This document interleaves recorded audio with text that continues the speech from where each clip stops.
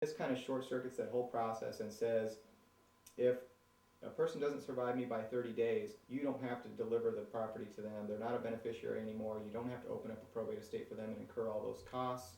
Instead, treat them as if they died before me. The next article is entitled Executor Appointment and Powers article. This is the article where you're going to be appointing an executor. So this is the person who's going to handle your funeral and burial, and is going to make sure that the property that you have at your death gets over to this trustee or gets to your spouse. Typically in a husband and wife plan, the first person you're going to name is your spouse. So please make sure that whoever you selected is named there and their name is spelled correctly.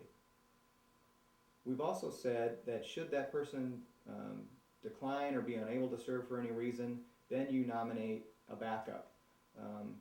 So please, again, make sure that their name is spelled correctly.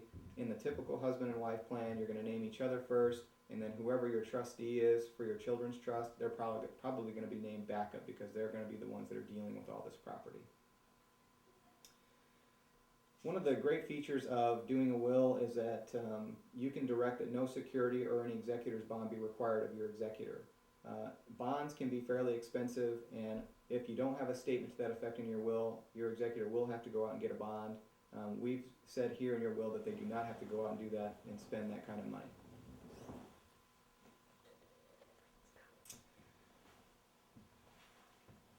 The next article says that you're directing your executor to pay from the residue of your estate all of your debts and expenses and taxes, any fees or costs that might be incurred in administering your estate. You're giving your executor the power and authority to pay for those. You're also giving your executor powers to do other things that he or she may need to do. So as we've kind of got a laundry list here of things that your executor can do. For example, they have the power to sell any property, or lease, or to borrow money, to settle claims, to make elections affecting taxes, and to file tax returns. All of those things they might need to do at your death, and they probably will need to do in order to properly administer your estate. They've got the power to distribute any of your property in cash or in kind.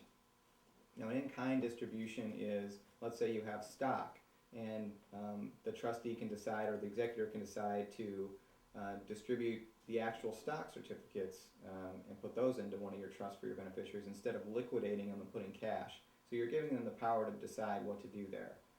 To sign any deeds or contracts, so if they need to sell real estate, they can sign the deed, they can enter into the sale contract. To invest and reinvest your property into checking and savings and certificates of deposit and all those types of things that might be necessary. You're giving them the authority to abandon and dispose of assets where the cost to collect or maintain them exceeds its anticipated value. So if you have some property that isn't real high value, nobody really wants, it may be more expensive to collect it and maintain it and get it distributed than it would be just to junk it. And you're saying if that's the case, you can go ahead and do that. And to join your spouse in filing any tax returns. So if you have a surviving spouse, you're given the authority for the executor, which is probably going to be your surviving spouse, to sign any tax returns on behalf of your estate and the surviving spouse. So those are the primary powers that you're giving. When you get here, you're going to see below those powers there's a blank filled in. When you come in to sign, I'm going to have you fill in that date for me, and then you're going to be signing your will. You're going to sign in front of witnesses, and I'm going to ask you some questions, and I'll go over those at the time of signing, and then I'll ask the witnesses some questions as well. And then they're going to sign, I'm going to notarize your will, and we will be done. I've given you in your packet some red pens along with this video. If you have questions, feel free to mark on this draft, list out your questions or areas that you want me to go over in more detail, and we can discuss those when you come in. Until then, thanks for watching.